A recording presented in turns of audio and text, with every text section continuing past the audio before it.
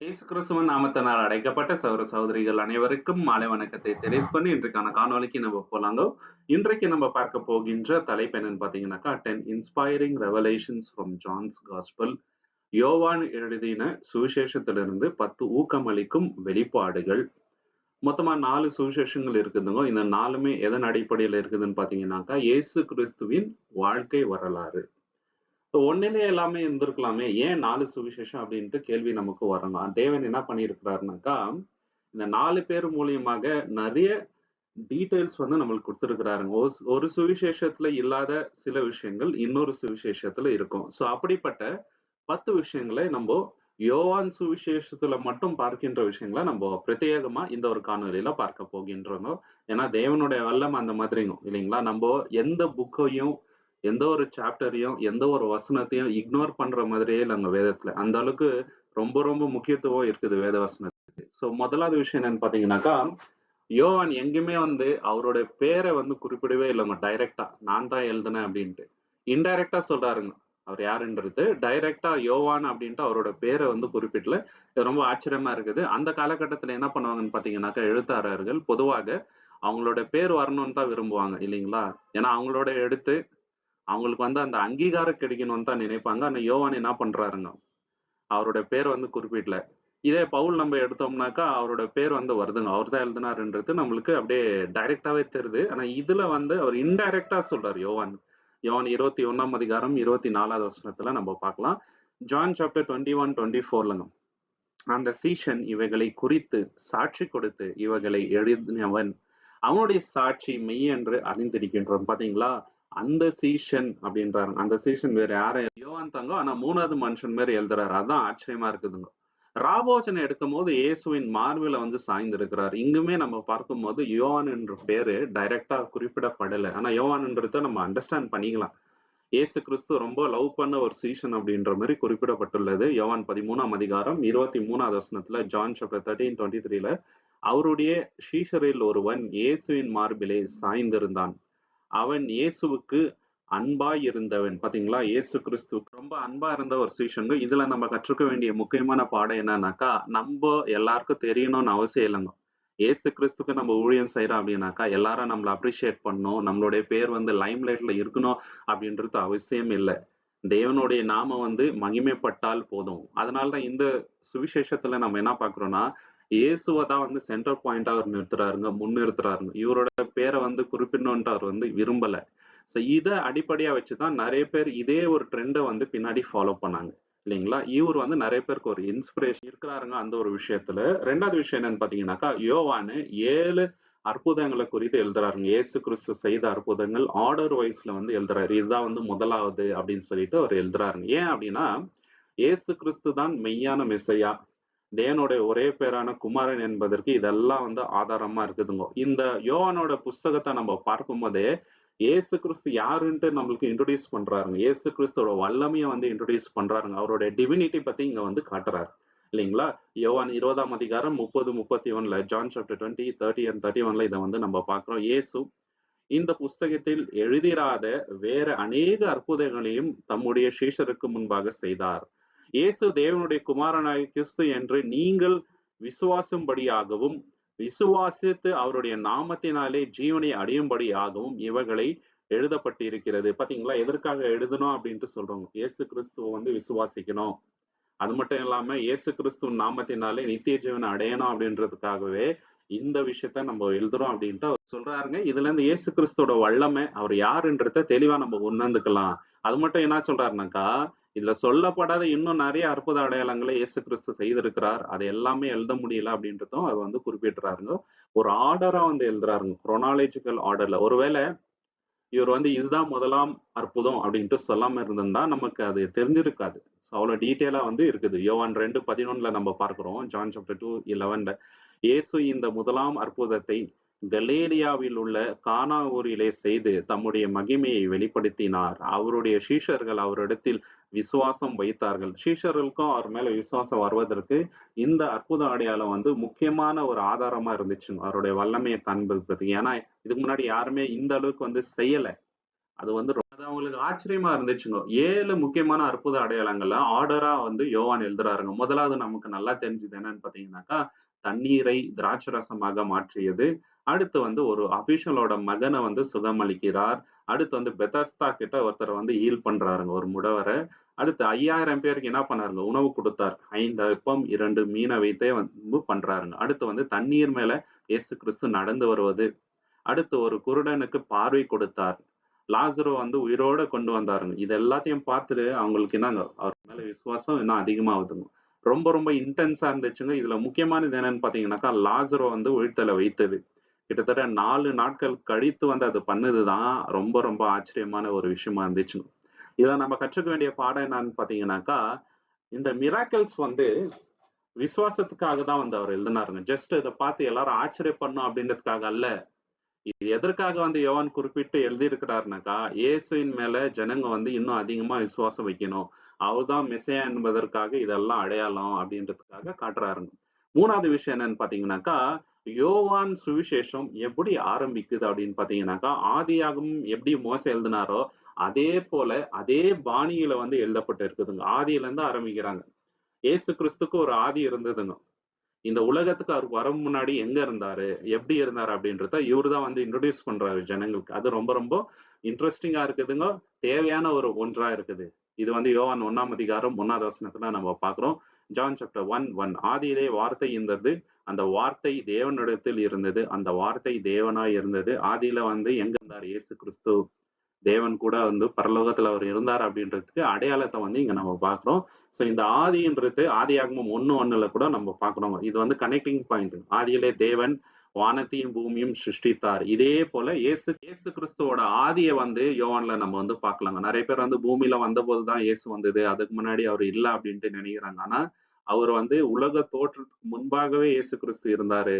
தேவன் முதலாக இயேசு கிறிஸ்துவ உருவாக்கி, இயேசு கிறிஸ்துவின் மூலியமாக தான் சர்வ சிருஷ்டிய வந்து அவர் உருவாக்குனார் அப்படின்றத யோவான் குறிப்பிட்டு எழுதுறாரு. அதே போலதான் பவுல் என்ன பண்றாரு, கொலோசியர் 3ஆம் அதிகாரத்துல இன்னும் டீட்டெயிலா வந்து எழுதுறாருங்க. அப்புறம் எபிரேயர்லயும் இத பத்தி வருதுங்க. ஃபுல் டீட்டெயிலா வந்து இருக்குதுங்க.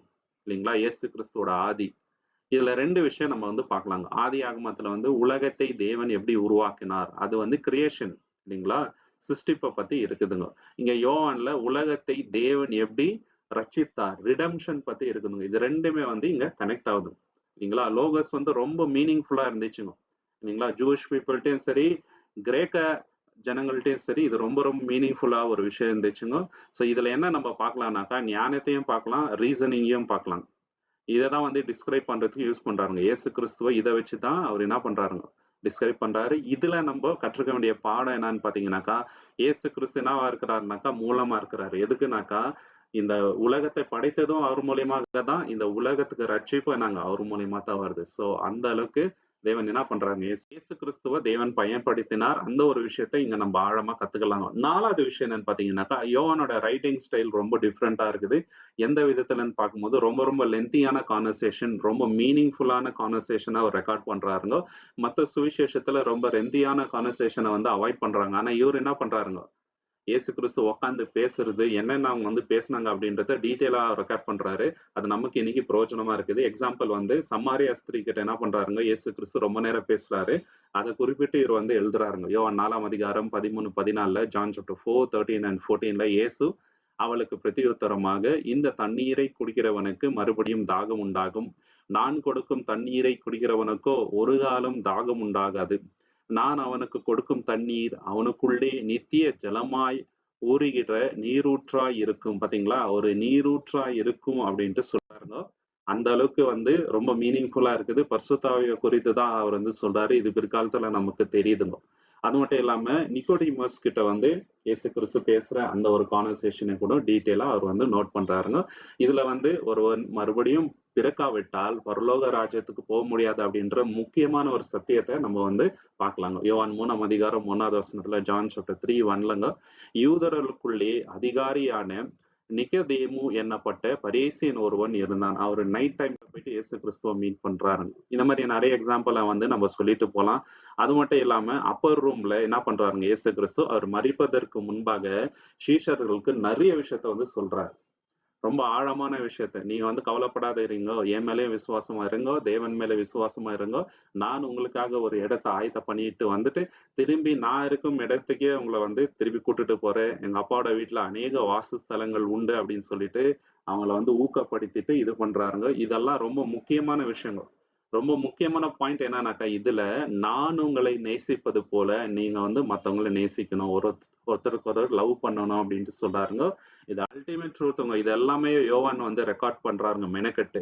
இது எல்லாமே நமக்கு இன்னைக்கு ரொம்ப ரொம்ப பிரயோஜனமா இருக்குதுங்க. ரொம்ப ஆழமான சத்தியங்க சகோதர சகோதரி இல்லைங்களா? இது இன்னைக்கு நம்மளுக்கு பிரயோஜனமா இருக்குதுங்க. இது எதுக்கு பிரயோஜனமா இருக்குதுனாக்கா, ஒரு மனிதன் வந்து டிரான்ஸ்ஃபார்ம் ஆவறதுங்க. எவ்வளவு பெரிய தவறான மனிதனா இருந்தா கூட இந்த வார்த்தைகளை கேட்கும்போது இயேசு கிறிஸ்துக்காக வாழணும், இதுதான் சத்தியம், இதுதான் வந்து நித்திய ஜீவனின் வழி அப்படின்றது நம்ம கிளீன் அண்டர்ஸ்டாண்ட் பண்ணிக்கலாங்க. அஞ்சாவது விஷயம் நம்ம பார்க்கும்போது யோவான் இன்னொரு முக்கியமான விஷயத்த ரெக்கார்ட் பண்றாருங்க. இது மத்த சுவிசேஷத்துல நம்ம பொதுவா பார்க்க முடியாது. இந்த ஐ எம் என்ற ஸ்டேட்மெண்ட்ஸ், நான் தான் அப்படின்ட்டு இல்லைங்களா? நான் தான் ஜீவாப்பம், நான் தான் உலகத்துக்கு வெளிச்சமா இருக்கின்றேன், நானே நல்ல மெய்ப்பெண், நானே உழித்தலும் ஜீவனுமாய் இருக்கின்றேன், நானே வழி சத்தியமும் ஜீவனுமாய் இருக்கின்றேன் அப்படின்ட்டு இயேசு கிறிஸ்து சொல்கின்ற இந்த ஐஎம் ஸ்டேட்மெண்ட்ஸ் வந்து யோவான் தான் வந்து குறிப்பிட்டு ரெக்கார்ட் பண்றாருங்க. ரொம்ப ரொம்ப முக்கியமான ஒரு தத்துவம் நம்ம லைஃப்க்கு. இயேசு கிறிஸ்து இல்லைன்னா நமக்கு எதுவுமே இல்லைங்க இல்லைங்களா? நம்மளுக்கு ஜீவன் இல்லை, வெளிச்சம் இல்லை. அவரை போல நம்மளுக்காக தேவன் கிட்ட வாதாடுறவங்க யாருமே இல்லை. அவர் இல்லைன்னா நமக்கு வந்து உயிர்த்தெழுதல் கிடையாது. அவர் இல்லைன்னா நம்ம வாழ்க்கையில நம்பிக்கை இல்லை அப்படின்றத நம்ம இங்க தெளிவா புரிஞ்சுக்கலாங்க சகோதர சகோதரி இல்லைங்களா? சோ ரொம்ப ரொம்ப இம்பார்ட்டன்டான விஷயங்க. இதுல நம்ம கற்றுக்க வேண்டிய பாடம் என்னன்னு பாத்தீங்கன்னாக்கா, இங்க யோவான் எதை காட்டுறாருனாக்கா, விசுவாசம் ரொம்ப ரொம்ப முக்கியம். அதே சமயத்துல நமக்கும் இயேசு கிறிஸ்துக்கும் இருக்கின்ற அந்த ரிலேஷன்ஷிப்பும் ரொம்ப ரொம்ப முக்கியம். இது இன்ஃபர்மேஷனுக்காக கிடையாது இல்லைங்களா? இது தெரிஞ்சுட்டு நம்ம இயேசு கிறிஸ்துக்காக என்ன பண்ண போறோம் அப்படின்றதுதான் ரொம்ப முக்கியமான பாடம் இதுல நம்ம கற்றுக்க வேண்டியது. ஆறாவது யூனிக்கான விஷயம் யோவான் ரெக்கார்ட் பண்றது என்னன்னு பாத்தீங்கன்னாக்கா, இயேசு கிறிஸ்து என்ன பண்றாருங்க, கால்களை கழுவுகின்றார். யாரோட கால்களை? சீஷரோட கால்களை. இத வந்து குறிப்பிட்டு அவர் எழுதுறாரு. ஏன்னா ஹியூமிலிட்டினா என்ன அப்படின்றத நம்ம கத்துக்கணும். அதற்காகவே யோவான் 13ஆம் அதிகாரம் 14, 15, ஜான் சாப்டர் 13, 14 and 15. ஆண்டவரும் போதருமாகிய நானே உங்கள் கால்களை கழுவினது உண்டானால் நீங்களும் ஒருவருடைய கால்களை ஒருவர் கழுவ வேண்டும். நான் உங்களுக்கு செய்தது போல நீங்களும் செய்யும்படி உங்களுக்கு மாதிரியை காண்பித்தேன். ஒரு மாதிரியை காண்பிக்கிறாருங்க. நான் போதகர் ஆண்டவரா இருந்தா கூட உங்களுடைய காலை நான் கழுவுனேன் இல்லையா, அந்த மாதிரி நீங்க இருக்கணும். நான் பெரியவன் என்ற எண்ணம் உங்களுக்கு இருக்கக்கூடாது. இது வாய் வார்த்தையா சொல்லியிருந்தா உங்களுக்கு புரிஞ்சிருக்காதுங்க. செயல்ல காட்டுறாருங்க. ஒரு கிறிஸ்தவனுடைய எண்ணம் இப்படித்தான் இருக்கணுங்க. நான் பெரியவன், எனக்கு எல்லா சத்தியமும் தெரியும், என்னை போல யாரே இல்லை, இவரெல்லாம் ஒரு எனக்கு ஈக்குவலான ஆளா அப்படின்ற எண்ணம் நமக்கு இருக்கக்கூடாதுங்க இல்லைங்களா? இதுக்கு செய்ததுனால்தான் அவர் எதிர்பார்க்கிறாரு. நான் உங்களுக்கு செஞ்சு காட்டினேன் இல்லைங்களா, நீங்களும் இதே மாதிரி இருக்கணுங்க. இது கிரேட்டஸ்ட் எக்ஸாம்பிள். இந்த மாதிரி ஒரு எக்ஸாம்பிள் யாருமே வந்து காட்ட முடியாது இல்லைங்களா? வேற எந்த மதத்திலேயே நம்ம இந்த அளவுக்கு அம்பலான ஒரு ஆண்டவரை வந்து பார்க்க முடியாதுங்க சகோதர சகோதரி இல்லைங்களா? ஒரு லீடர் என்றவர் இப்படித்தான் இருக்கணும். லீடர் எடுத்து ஜஸ்ட் ஆர்டர் பண்றது மட்டும் கிடையாதுங்க. நீ இதை செய் அதை செய்ய கமாண்ட் பண்றவங்க மட்டும் இல்ல, அவங்க வந்து சர்வ் பண்றவங்க. நல்லா சர்வ் பண்றவங்க தான், ஊழியம் செய்யறவங்க தான் நல்ல லீடரா ஆக முடியும் அப்படின்றதுக்கு இயேசு கிறிஸ்து சிறந்த உதாரணம். அந்த பாடத்தை வந்து இங்க நம்ம கத்துக்கலாம். ஏழாவது முக்கியமான ஒரு பாயிண்ட் யோவான் நோட் பண்றது என்னன்னு பாத்தீங்கன்னாக்கா, ஷார்டஸ்ட் வேர்ஸ் இந்த நியூ டெஸ்டமெண்ட் புதிய ஏற்பாடுல இருக்கின்ற ரொம்ப சின்னதான வசனம் என்னன்னு பாத்தீங்கன்னாக்கா, இயேசு கண்ணீர் விட்டார். இது ரொம்ப ரொம்ப டீப்பான ஒரு வசனங்க. ஏன்னா இயேசு கிறிஸ்து எந்த அளவுக்கு மனதுருக்கம் உடையவர்.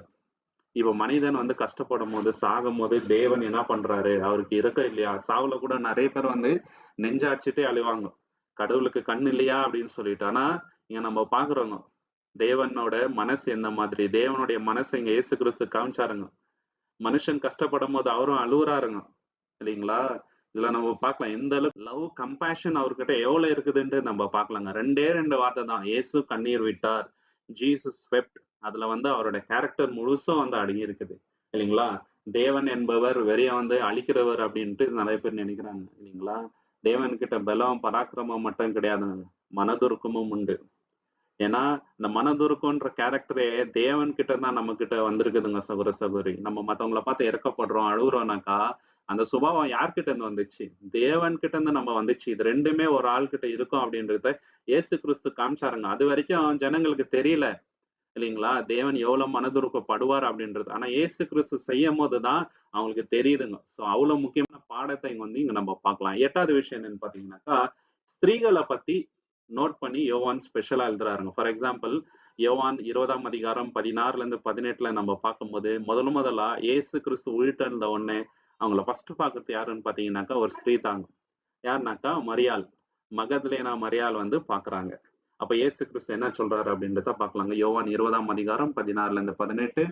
இயேசு அவளை நோக்கி மரியாளே என்றார். அவள் திரும்பி பார்த்து ரப்போனி என்றாள். அதற்கு போதகரே என்று அர்த்தமாம். இயேசு அவளை நோக்கி, என்னை தொடாதே, நான் இன்னும் என் பிதாவினிடத்திற்கு ஏறி போகவில்லை. என் சகோதரனிடத்திற்கு போய் நான் என் பிதாவினிடத்திற்கும் உங்கள் பிதாவினிடத்திற்கும் என் தேவனிடத்திற்கும் உங்கள் தேவனிடத்திற்கும் ஏறி போகிறேன் என்று அவர்களுக்கு சொல்ல சொன்னார். மகதலேனா மரியாள் போய் தான் கர்த்தர் கண்டதும் அவர் தன்னுடனே இந்த வார்த்தைகளை சொன்னது எல்லாம் சீஷர்களுக்கு அறிவித்தார். பாத்தீங்களா? ஃபர்ஸ்ட் இந்த அம்மாக்களுக்கு தான் அந்த பாக்கியம் கிடைக்குது. ஏன்னா இவங்களோட மனசு அந்த மாதிரி இருந்துச்சுங்க. இயேசு கிறிஸ்து மேல அவ்வளவு மரியாதை வச்சிருந்தாங்க. எங்க போனாலும் பின்னாடியே போவாங்க. அவர் ஊழியம் செய்யும் போது அவ்வளவு சப்போர்ட்டிவா இருந்தாங்க. அதனால இயேசு கிறிஸ்து அவங்களுக்கே காட்சி கொடுக்குறாரு. பாத்தீங்களா? இன்னும் நிறைய ஸ்திரீகளை நம்ம யோவான் சுவிசேஷத்துல பார்க்கலாம். கானா ஒரு கணையத்துல இயேசு கிறிஸ்துவோட தாயரை பத்தி நம்ம பாக்குறோம். அடுத்து சமாரியா ஸ்திரீ கிட்ட இயேசு கிறிஸ்து பேசுனத நம்ம பாக்குறோம். மார்த்தார் மரியாள் பத்தி நம்ம பாக்குறோம். மகதலேனா மரியாளை பத்தி நம்ம பாக்குறோங்க.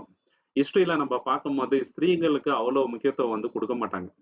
ஆனா பைபிள்ல இந்த அளவுக்கு முக்கியத்துவம் இருக்கிறது ரொம்ப பெரிய ஆச்சரியமா இருக்குதுங்க. ஏன்னா இவங்க எல்லாம் நற்சாட்சி பெற்றவங்க. இதுல இருக்கிறவங்க எல்லாமே அவங்களோட லைஃப் சேஞ்ச் ஆயிடுச்சு இயேசு கிறிஸ்துவ பார்த்த பிறகு. அதனாலதான் நம்ம பாக்குறோங்க. எந்த அளவுக்கு நம்ம இயேசு கிறிஸ்துக்கு விசுவாசமா இருக்கணும்ன்றதுக்கு இவங்க எல்லாம் சிறந்த உதாரணம். இதுல நம்ம கற்றுக்க வேண்டிய பாடம் என்னன்னு பாத்தீங்கன்னாக்கா, சொசைட்டில யாரெல்லாம் ஜனங்க ஒதுக்குறாங்களோ, இப்ப ஸ்திரீகளை அவ்வளவு இம்பார்ட்டன்ஸ் கொடுக்க மாட்டாங்க. ஏன்னா நிறைய சொசைட்டில இது பேட்ரியார்கிஸோட சொசைட்டி தாங்க. புருஷருக்கு தான் முக்கியத்துவம் இல்லைங்களா? ஆனா அப்படி இருக்கிற ஒரு சமுதாயத்துல தேவன் என்ன பண்றாரு, ஸ்திரீகளுக்கும் ஒரு முக்கியமான பாட் கொடுக்கிறாரு பாருங்க. அந்த ஒரு பாடத்தை இங்க நம்ம பார்க்கலாம். 9வது விஷயம் என்னன்னு பாத்தீங்கன்னாக்கா, யோவானோட சுவிசேஷத்துல முக்கியமான பாயிண்ட் என்னன்னா, பேதுருவ இயேசு கிறிஸ்து ரீஸ்டோர் பண்றாருங்க. பேதுரு என்ன சொல்லிடுறாரு, இவர் யாருன்ட்டே தெரியாதுன்ட்டு மறுதளிச்சிடறாருங்க. அப்படிப்பட்டவர்கிட்ட இயேசு கிறிஸ்துவே போய் இயேசு கிறிஸ்து அவரை என்கரேஜ் பண்ணி ரொம்ப பெரிய ஊழியக்காரரா மாற்றாருங்க. அப்படிப்பட்ட ஒரு விஷயத்தை இங்க நம்ம பார்க்கலாம். யோவான் 21ஆம் அதிகாரம் 15வது வசனத்துல, ஜான் சாப்டர் 21:15ல, அவர்கள் போஜனம் பண்ண பின்பு இயேசு சீமோன் பேதுருவை நோக்கி, யோவானின் குமாரனாகிய சீமோனே, இவர்களை பார்க்கிலும் நீ என்னிடத்தில் அன்பாய் இருக்கிறாயா என்றார். அதற்கு அவன், ஆமாண்டவரே, உம்மை நேசிக்கின்றேன் என்பதை நீர் அறிவீர் என்றான். அவர், என் ஆட்டுக்குட்டிகளை மெய்ப்பாயாக என்றார். பாத்தீங்களா? அப்படியானால் நீ என் ஆட்டுக்குட்டிகளை மெய் அப்படின்ட்டு சபைக்கு ஒரு முக்கியமான தலையாயிட்டாருங்க அவர். இல்லைங்களா? 3 கேள்வி கேட்டாரு இயேசு கிறிஸ்து. அவரோட லைஃபே மாறிச்சுங்க. இயேசு கிறிஸ்து கேட்டது 3 கேள்வி. பேதுரு இயேசு கிறிஸ்துவ மறுதளிச்சது 3 வாட்டி. பாருங்க எவ்வளவு கனெக்ஷன் இருக்குது ரெண்டுத்துக்கும். இல்லைங்களா? அவரோட வாழ்க்கையை இங்க மாற்றாருங்க. இயேசு கிறிஸ்து ஒருவேளை இங்க அவர்கிட்ட பேசலன்னு வச்சுங்களேன், அவங்க ஒரு லைஃபே ரொம்ப ரொம்ப மிசரபிளா ஆயிட்டு இருக்குங்க. பழைய மாதிரி மீன் பிடிவே போயிட்டு இருப்பாரு அவரு. ஆனா இயேசு கிறிஸ்து அவர் ஊக்கப்படுத்துறதுனால ரொம்ப பெரிய ஊழியக்காரர் உருவாகி, பெண்டகோஸ்ட் நாள்ல அவர் ஊழியம் பண்ணி கிட்டத்தட்ட 3000 பேர் ஞானஸ்நானம் எடுத்தாங்க. இன்னும் நிறைய காரியங்களை அவர் செய்யறாருங்க. இதுல நம்ம கற்றுக்க வேண்டிய பாடம் என்னன்னு பாத்தீங்கன்னாக்கா, ஒரு தடவை தேவனை விட்டு நம்ம தூரம் போனோம்னாக்கா தேவன் நம்மள அப்படியே ஒதுக்கிடுவாருன்னு அர்த்தம் கிடையாதுங்க. எப்படிப்பட்ட பாவியும் தேவன் என்ன பண்ணுவாருங்க, பயன்படுத்துவார். அதற்கு ஒரு அடையாளம் தான் இந்த ஒரு விஷயம். 10வது விஷயம் நம்ம பார்க்கும்போது யோவான் ஓப்பனா சொல்றாரு எதற்காக இந்த சுவிசேஷம் எழுதப்பட்டு இருக்கிறது என்பதை. யோவான் 20ஆம் அதிகாரம் 31ல இதை பத்தி நம்ம பார்க்கலாம். ஜான் சாப்டர் 20:31ல, இயேசு தேவனுடைய குமாரனாகிய கிறிஸ்து என்று நீங்கள் விசுவாசிக்கும்படியாகவும் விசுவாசித்து அவருடைய நாமத்தினாலே ஜீவனை அடையும்படியாகவும் இவைகளை எழுதப்பட்டிருக்கிறது. 2 விஷயம் சொல்றாருங்க. ஒண்ணு அவரோட நாமத்தை விசுவாசிக்கணும். 2வது விசுவாசித்து நித்திய ஜீவனை அடையணும். இது 2க்காக இந்த ஒரு புஸ்தகம் எழுதப்பட்டு இருக்குது அப்படின்ட்டு சொல்றாருங்க. இதுல நம்ம கற்றுக்க வேண்டிய முக்கியமான பாடம் என்னன்னு பாத்தீங்கன்னாக்கா, யோவான் வெறும் இந்த புஸ்தகத்தை படிக்க சொல்லி மட்டும் கேட்கலங்க நம்மள. இயேசு கிறிஸ்துவ பர்சனலா நீங்க அறிந்து கொள்ளுங்கள், அவர் யாருன்றத தெரிஞ்சுக்கோங்க அப்படின்றதுக்காகவே இதை எழுதுறாரு. சோ இதுல ஒரு இன்ட்ரெஸ்டிங்கான விஷயம் என்னன்னு பாத்தீங்கன்னாக்கா, ஓமைகளை குறித்து அதிகமா யோவான் குறிப்பிட்டு எழுதல. ஆனா இதுல வந்து ரொம்ப முக்கியமான பாடங்கள் நமக்கு உண்டுங்க. மத்த சுவிசேஷத்துல நம்ம பார்க்கும்போது ஓமைகள பத்தி ரெக்கார்ட்ஸ் இருக்குது. ஆனா யோவான் அதுல வந்து கான்சன்ட்ரேட் பண்ணலங்க. இவரு வந்து டீப்பஸ்ட் கான்வர்சேஷன்ஸ்குள்ள போறாரு. இல்லீங்களா? டீப்பஸ்ட் மீனிங்ஸ்குள்ள போறாருங்க. அது வந்து ரொம்ப ரொம்ப புரோஜனமா நமக்கு வந்து இருக்குதுங்க. தேவன் அப்படியாக அவர் வந்து பயன்படுத்தினார். தேவன் தாமே இந்த வசனங்களை ஆசீர்வதிப்பாராக. உங்களுக்கு இந்த காணொளி பிடிச்சிருந்தா லைக் பண்ணுங்க, ஷேர் பண்ணுங்க, சப்ஸ்கிரைப் பண்ணுங்க. தேவனுடைய சித்தம் இருந்தால் கூடிய சீக்கிரம் இன்னொரு காணொளியில நம்ம எல்லோருமே சந்திக்கலாம். தேவனுடைய நாமத்துக்கு என்றென்றைக்குமே மகிமை உண்டாவதாக. நீங்கள் கொடுக்கின்ற எல்லா ஆதரவுகளுக்கும் நன்றிகள். Thank you so much. Amen.